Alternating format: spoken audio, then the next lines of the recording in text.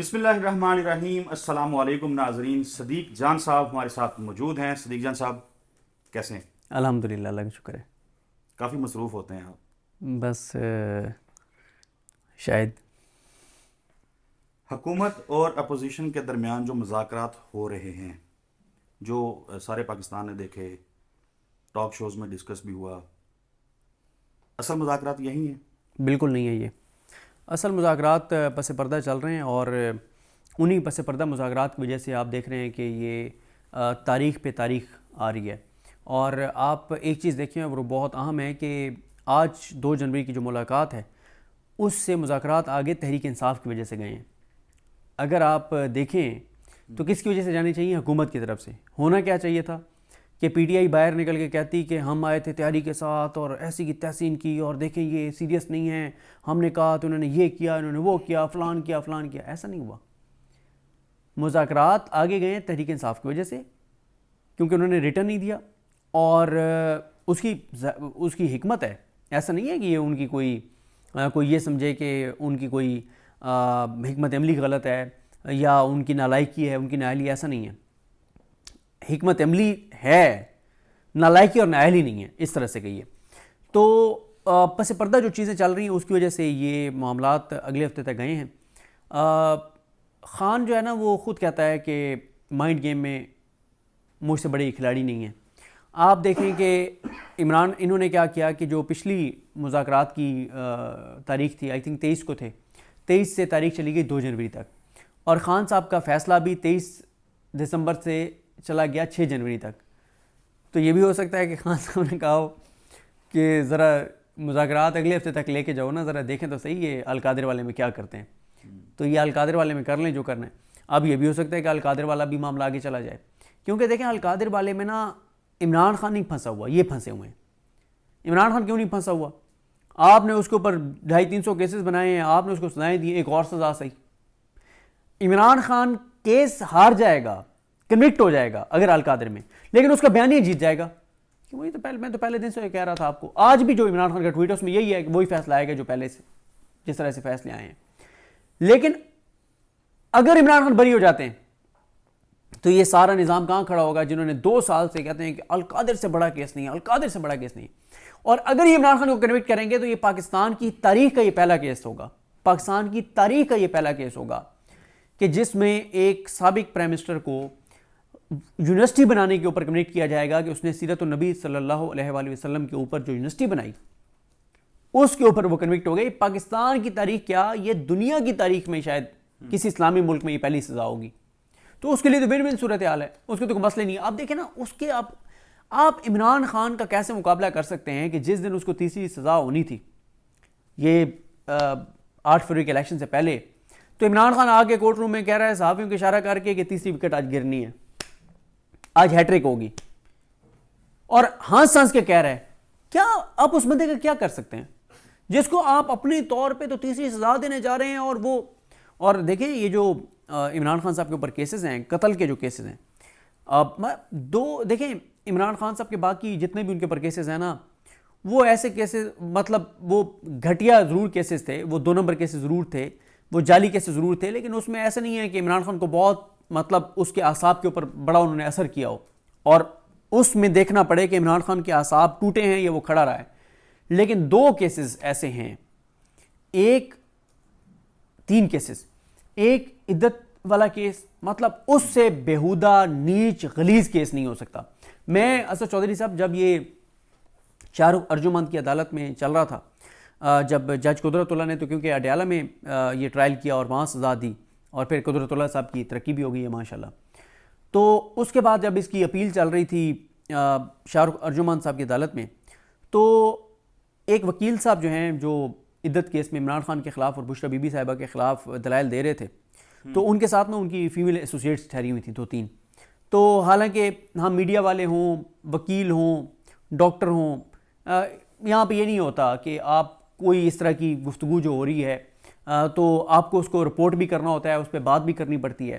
लेकिन जिस तरह से ख़वातीन के बहुत पर्सनल इश्यूज़ के ऊपर वो दलाइल दे रहे थे बुशरा बीबी को लेकर, तो उनकी अपनी फीमेल एसोसिएट्स पीछे जाके बैठ गई शर्मिंदगी से।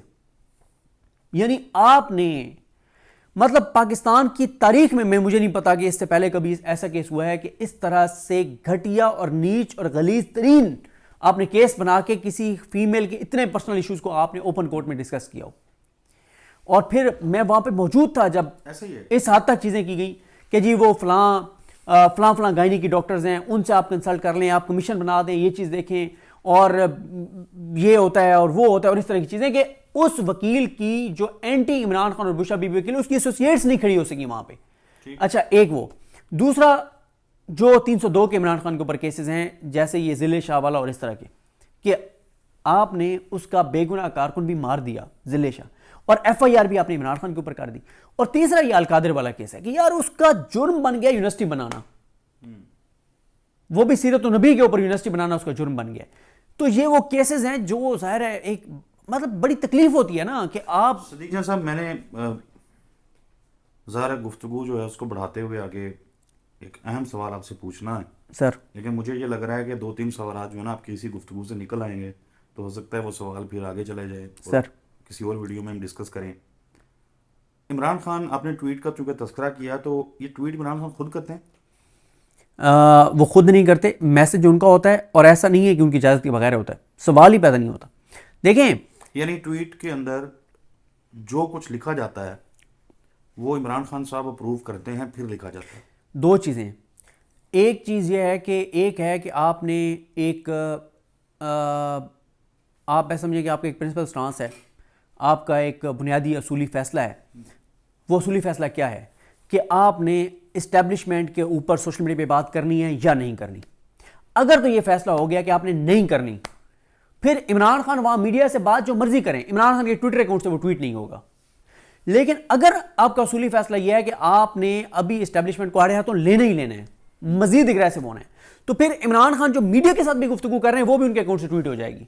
अब ये तो नहीं हो सकता कि अंदर इमरान खान को पूरा पहले पूछा जाए कि सर ये जो आज वाले ट्वीट में लव GH क्यों लिखा हुआ है, लिखना या नहीं लिखना, ये नहीं पूछा गया होगा। वो हामिद रजा साहब ने बताया कि जब वहाँ से निकलते हैं, वो किसी ने शायद राना सनाउल्लाह का स्टेटमेंट था कि उन्होंने कहा कि जब जाएं दोबारा अडयाला में मिलने तो कागज़ और कलम ले जाइएगा और वो लिख के ले आइएगा चीज़ें। तो उन्होंने कहा जी हमें तो कुछ ले जाने नहीं देते, बल्कि जब हम वापस आते हैं तो फिर भी हमारी तलाशी होती है कि हम यहाँ से कुछ लेके तो नहीं जा रहे। तो ये तो ज़ाहिर है, यानी वो सेंस को, यानी वो इमरान खान साहब अप्रूव करते हैं, फिर वो ट्वीट होता है। ये क्लियर हो गया, ये क्लियर हो गया। और उसमें देखे ना मसला क्या है, मसला ये है कि इमरान खान साहब को ये तो जाके बताया होगा ना, चाहे बुशरा बीबी साहब ने जाके बताया है, चाहे अलीमा खान साहब वगैरह ने जाके बताया है, या फैसल चौधरी साहब या दीगर जो वकला गए हैं, खालिद यूसुफ चौधरी हैं, उन्होंने जाके बताया है।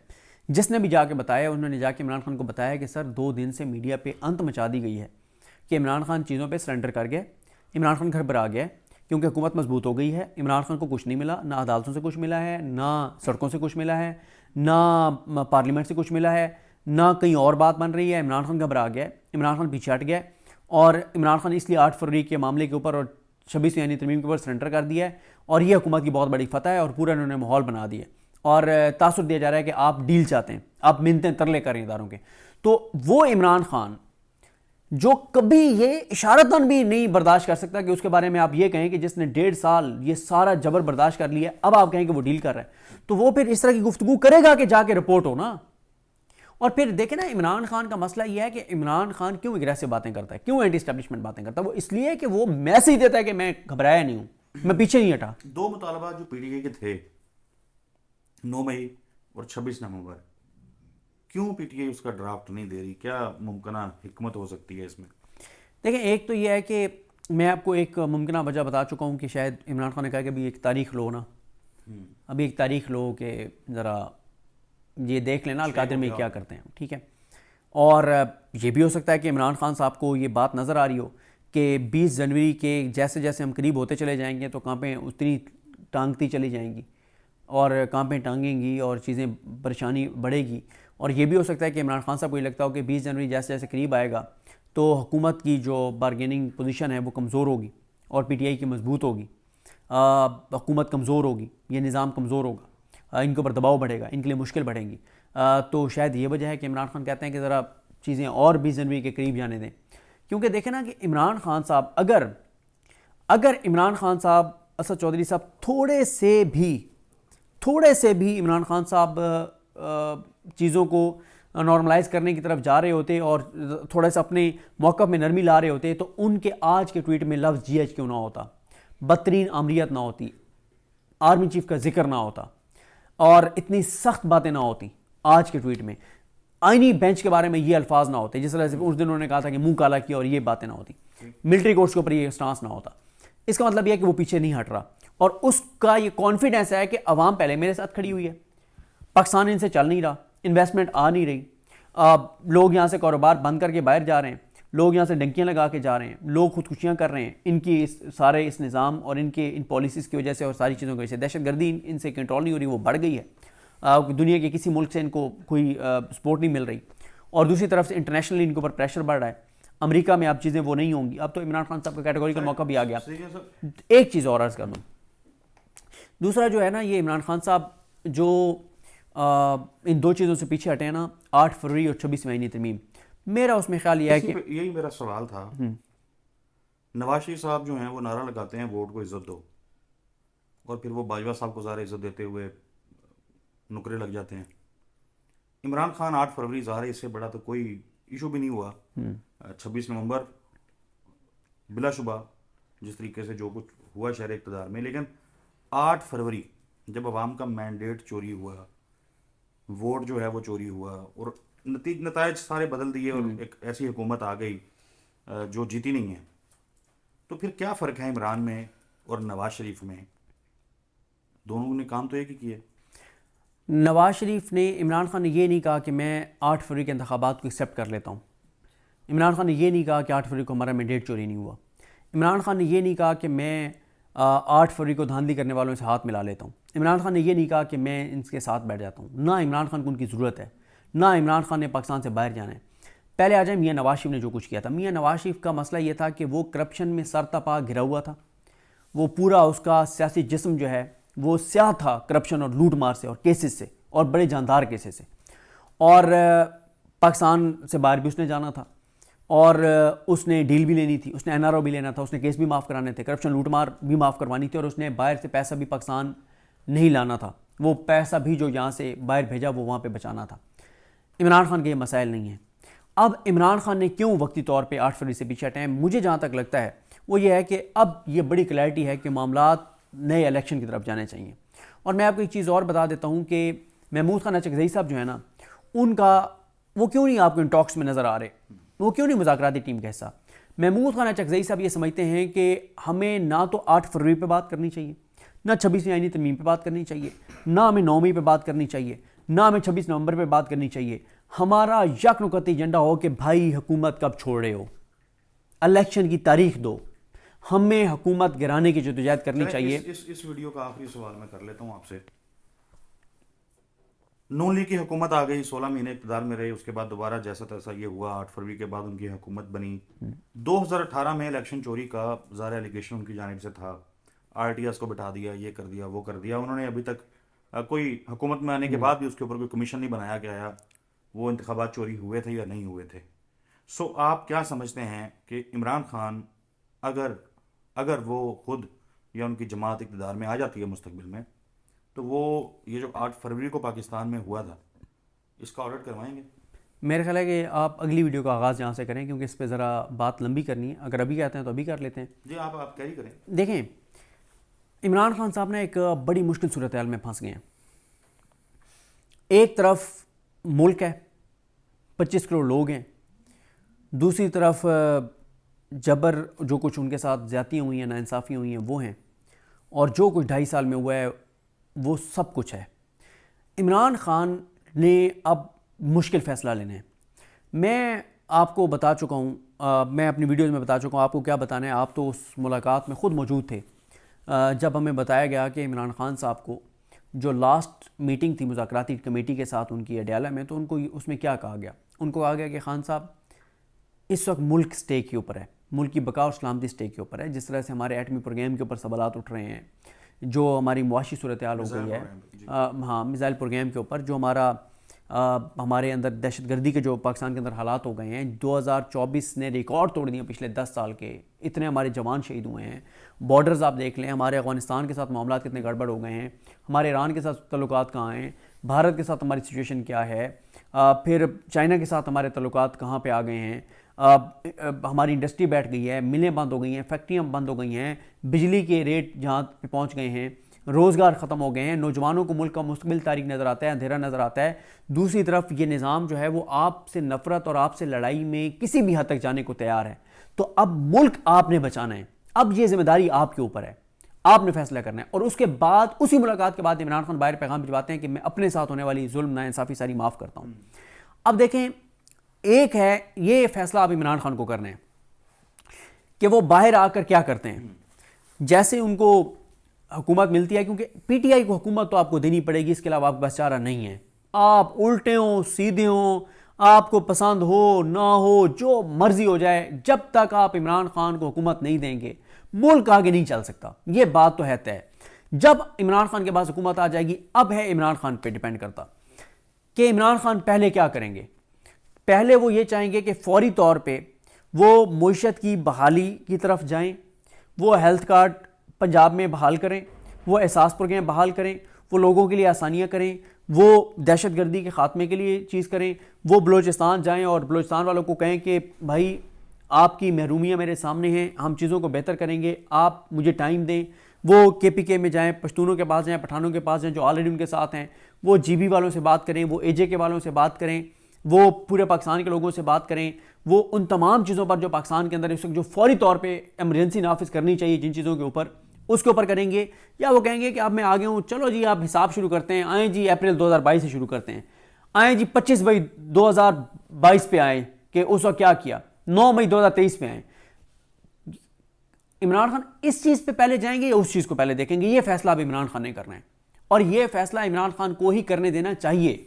ठीक है, उसकी वजह यह है कि वो बेहतर फैसला कर सकता ना, उसका जो एक्सपोजर है, जो चीज़ें वो देख रहा है वो। मैं मुस्कुरा इसलिए रहा था कि आपकी गुफ्तगू से मुझे यूं लगा कि फिर तो मतलब मुमकिन है कि शहबाज शरीफ साहब और नवाज शरीफ साहब जो हैं वो मुल्क को जब बहरानों से निकाल लेंगे तो उसके बाद सारे मसले हल करने के बाद वो 2018 के इंतखाबात पे हो सकता है वो कमीशन बना दें।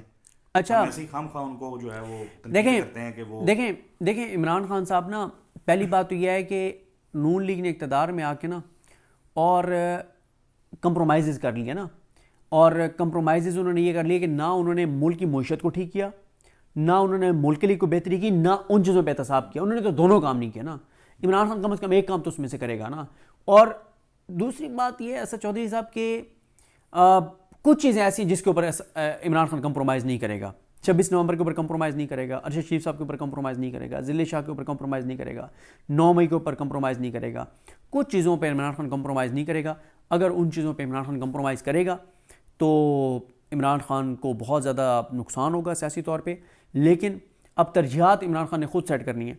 जैसे मैं आपको एक चीज़ बता देता हूँ जाते जाते, इमरान खान साहब के साथ हमारी मुलाकात हुई, ये जो एक तो ईद अब ज़ाहिर उन्होंने जेल के अंदर की, लेकिन उससे पहली जो उससे पिछली जो ईद उल अज़हा थी, अब मुझे महीना याद नहीं है वो महीना कौन सा था, उसमें इमरान खान साहब के साथ हमारी मुलाकात हुई। बहुत से मीडिया के लोग थे। उसमें इमरान खान साहब ने कहा कि अब जब मैं इक़्तिदार में आऊँगा तो शरीफ ख़ानदान मेरे एजेंडे में चौथे नंबर पे होगा।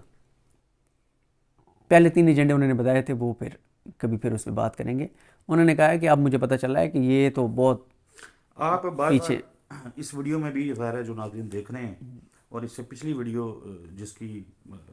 जिसको हमने आगे बढ़ाया था, बार बार लफ्ज़ इस्तेमाल हुआ है इमरान खान साहब।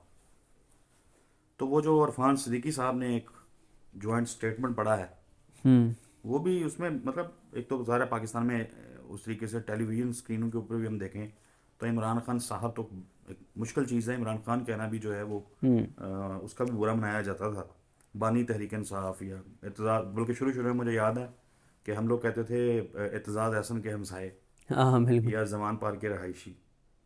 तो ये बानी तहरीक इंसाफ से इमरान खान साहब, ये भी मैसेज है या बस मैसेज है? और इमरान खान बड़ी इनको लिटा लिटा के, इनको घसीट घसीट के यहाँ तक लाया है कि बानी चेयरमैन से इमरान खान साहब तक का सफ़र इनसे करवाया है। इतना उसने मारा नहीं जितना उसने इनको घसीटा है और जेल बैठ के घसीटा है। और कैसे अदब से नाम ले रहे थे, कैसे पीटीआई की हकीकत मान रहे थे। जाए ना वो उस बात पे जो मरीम नवाज़ कहा करती थी ये दहशतगर्द हैं, इनसे दहशतगर्दों वाला सलूक होना चाहिए, करें ना दहशतगर्दों वाला सलूक। क्यों आप इनके साथ बैठे, क्यों इनके साथ आप मुज़ाकरात कर रहे हैं, करें ना वो सलूक। क्योंकि आपने 26 नवंबर को वो भी करके देख लिया जो किसी के वहमो गुमान में नहीं था, जो किसी के तसव्वुर में नहीं था, कोई सोच नहीं सकता था कि आप ये करेंगे। वो भी आपने करके देख लिया, फिर भी कुछ नहीं हुआ। जिनको आपने 20-20 माह कैद में रखा, हर तरह की अजियत दी, वो उन्होंने निकल के जो छलांगें मारी हैं और जो इमरान खान के उन्होंने नारे लगाए हैं और जो उन्होंने बयानात दिए हैं, ये तो हम जो आज़ाद हैं हम नहीं बयान दे सकते, वो जो कैद से निकल के जो उन्होंने बयान दिए। तो पाकिस्तान बदल गया चौधरी साहब। अच्छा, वो जो बयान स्टेटमेंट्स उनके दिए हैं, मैं भी देख रहा था, मेरी नज़र से गुजरे हैं, उस पर कुछ लोग कह रहे थे कि ये हमें प्रोपोगंडा हो रहा सी कि मिलिट्री कोर्ट चलाना बड़ा बुरा सलूक होया, देखो चंगे भले निकले ने तो खुश ने, नारे शरे भी मार रहे ने। सर वो होता ही है, ये ना SOP है। इमरान रियाज खान साहब हों, सदाकत अब्बासी साहब हों, जितने भी इस तरह से लोग रहे हैं, अखबार रहे हैं, या जिनको इस तरह से उठाया जाता है, पकड़ा जाता है, शुरू में उनको बहुत ज़्यादा अजियत और तकलीफ़ दी जाती है और बहुत टॉर्चर किया जाता है और बहुत तशद्दुद किया जाता है, बहुत ज़्यादा। फिर जब उनको छोड़ना होता है ना, तो उससे जो आखिरी 1-1.5 महीना होता है ना, उसमें फिर उनको खुराक भी अच्छी दी जाती है, उनको किसी बड़े अच्छे कमरे में शिफ्ट कर दिया जाता है जहाँ पे TV भी लगा हुआ होता है, जहाँ पे AC भी होता है, जहाँ पे अटैच वॉशरूम भी होता है, वहाँ बेड भी होता है, बड़ा फिट होता है।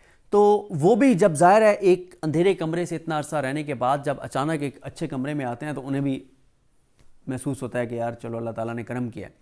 तो वो जो आखिरी 1-1.5 महीना होता है ना, उसमें उनको बड़ा रिलैक्स रखा जाता है ताकि जब वो बाहर जाएं तो उनका वो गम व गुस्सा बहुत ठंडा हो चुका हो, वो शिद्दत ना हो उनके सेंटिमेंट्स की जो उस वक्त होती है।